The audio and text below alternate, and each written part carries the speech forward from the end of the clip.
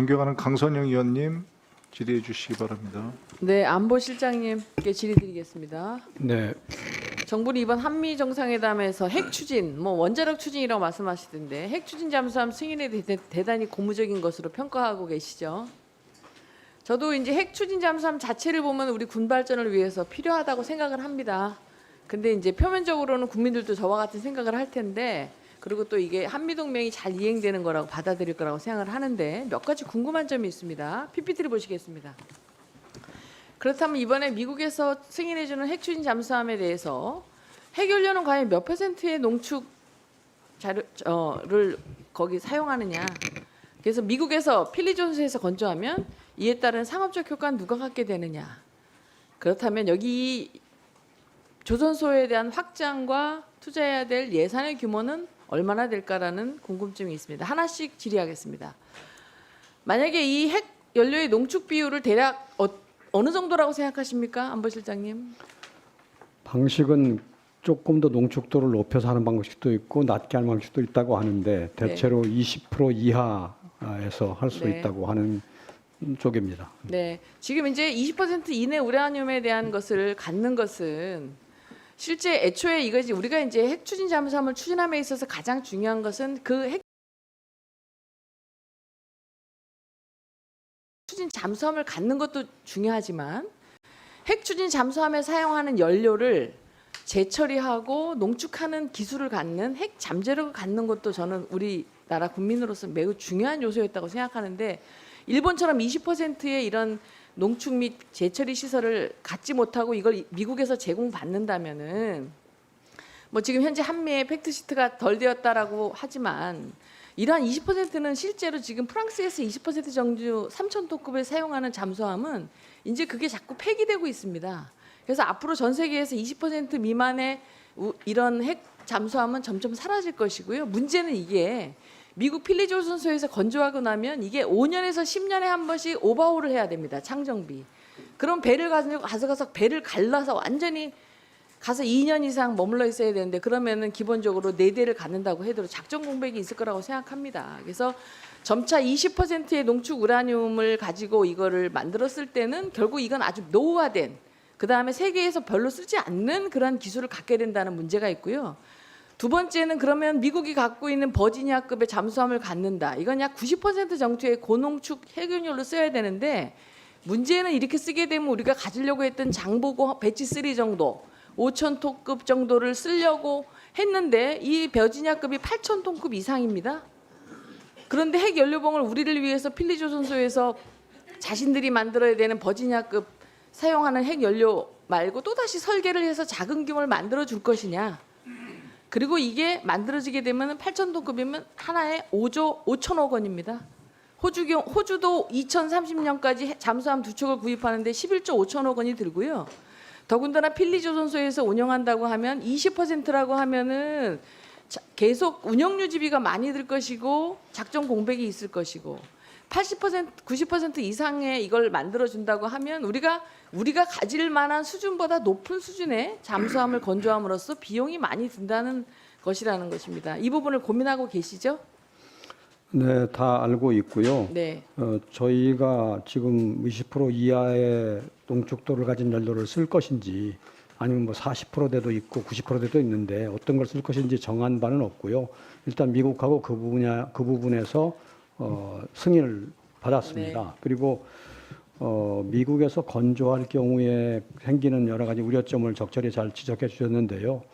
저희는 지금 미국에서 건조하는 것을 생각하고 있지는 않습니다. 네. 우리가 건조하는 걸 생각하고 있습니다. 네, 저는 제가 생각할 때 가장 좋은 방법은 지금 필리조선소 같은 경우에는 주로 상선을 만들든 방산시설이 아니기 때문에, 그다음에 거기가 필라델피아 시내에서 매우 가깝기 때문에 과연 이게 핵 잠수함을 만들 만한 여러 가지 방어시설을 갖출 것이냐. 그럼 우리나라에서 건조할 때도 한다면은 이 산업 효과라든지 기술 수준이라든지 향후에 이걸 우리가 수출하는 부분에서 우리나라에서 만드는 게 굉장히 좋기 때문에 이것이 한국에서 만들 수 있도록 하는 것이 좋고요. 두 번째는, 근데 문제는 2015년에 원자력 핵 협정을 과연 어떻게 통과할 것이냐, 그다음에 전 세계 NPT에 대한 부분은 어떻게 할 것이냐. 문제가 나쁜 걸 말하는 게 아니라 충분히 고려하시겠지만 저는 국민의 한 사람으로서 질의를 드리는데 이런 부분을 정말 많이 고려를 하고 계시겠지만 제가 정말 말씀드리고 싶은 것은 미국에서 지금 자기네들이 갖고 있는 2개의 만들 수 있는 조선소에서 스스로 1년에 한두 개밖에 못 만드는 잠수함을 그다음에 1년에 소요를 50%밖에 충당 못하는 미국의 수준에서 우리 것을 만들어 줄 것인가 하는 부분에 있어서 이 필리조선소에 대한 문제는 굉장히 문제가 된다. 지난번에 PPT를 보여주십시오. 이제 지난번 아덱스라고 그래서 방위산업 토론회에서 이재명 대통령이 이렇게 말씀하셨습니다. 국방을 어딘가에 의존해야 하는 것은 납득하기 어렵다. 현재도 충분하고 조금만 보완하면 넘치게 할 수 있다. 이게 아마 그래서 2030년 전반기 전자권 전환을 하겠다고 하는 말씀의 취지도 있다고 생각하는데 아까 우리 비서실장님께서 이런 말씀하셨어요.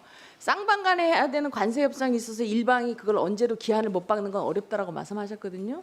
전자권 전환도 마찬가지입니다. 조건이라는 것을 가지고 쌍방이 합의한 거를 기한을 정하는 건 매우 어려운 것이죠. 그래서 핵추진 잠수함도 우리의 기술력을 핵추진 잠수함을 만들 수 있도록 확장시키는 부분. 그래서 자체 수리하고 운영하고 K방산의 수출 효과를 갖고 그다음에 그래서 국방과 산업의 경로가 같이 발전할 수 있도록 갈 수 있는 그런 부분이 돼야 된다고 생각을 하는데 대통령님께서 어떻게 생각하면 너무 우리 기술을 미국에 의존해야 하는 것은 아닌지 아니면 또 우리 기술을 너무 과대평가하는 것은 아닌지 제가 볼 때는 안보실장님과 비서실장님이 우리가 갖고 있는 현실을 2030년 전반기에 과연 전자권 전환을 할 수 있는 것까지 포함해서 같이 정확한 현재의 국방을 안보를 보고해 주시고 자칫 환상 속의 자주국방의 추구가 되지 않도록 해주셨으면 좋겠습니다. 하실 말씀 있으면 답변해 주십시오. 네, 간단하게 말씀드리겠습니다. 우선 그 원자력 추진 잠수함에 대한 여러 가지 염려에 대해서 잘 들었고요. 감안해서 현실적이고 비용 대 효용이 맞는 그런 원자력 잠수함을 추진해 나가겠습니다. 아까 말씀하신 버지니아급은 우리가 추진할 필요가 없는 미국형 잠수함이고 그거는 그러니까 이제 5조 몇천억이 들어가는 건데 우리는 그보다는 훨씬 저렴한 우리에 맞는 우리 수요에 맞는 잠수함을 추진하려고 하고 또 우리가 한국에서 지으려고 합니다. 필리 조선소에 잠수함 시설을 투자한다는 것은 현실적이지 않을 거고 또 미국의 지금 말씀하신 대로 제너럴 다이내믹스 같은 데서 우리 잠수함을 지어달라고 하는 것도 현실적이지 않습니다. 미국 수요도 충족 못하는 사정이니까요. 그런 말씀을 드리겠고 마지막으로 자주국방에 대해서는 여전히 우리는 한미동맹과 한미연합방위 능력에 대해서 아주 중시하는 입장에 서 있습니다만 그 속에서 우리가 더 많은 역할과 기여를 하겠다라는 입장에서 자주국방을 강조하고 있습니다. 전자권 정환 문제에 대해서도 의원님 말씀하신 내용을 잘 감안하겠습니다. 네, 수고 많으셨습니다. 제 답변하러 하셔서 간단하게 말씀드리겠습니다. 대통령님께서 아까 하신 말씀을 올려서요. 저희가 대한민국은 현재 북한의 전체 총생산에 해당되는 비용의 1.4배를 국방비로 쓰고 있는 나라입니다. 우리나라 국방비는 북한 전체 총생산의 1.4배에 해당됩니다. 전자권 전환에 대해서 말씀 주셨는데요. 그 부분에 대해서 한미 간의 합의가 가장 우선될 것이고 또 그것을 지켜줘야 된다고 생각합니다. 의원님 생각하시는 걱정, 우려하시는 일이 없도록 저희 비서실에서도 신경 써서 잘 챙겨보도록 하겠습니다. 네, 수고하셨습니다. 다음은 존경하는 송원석 의원님 질의해 주십시오.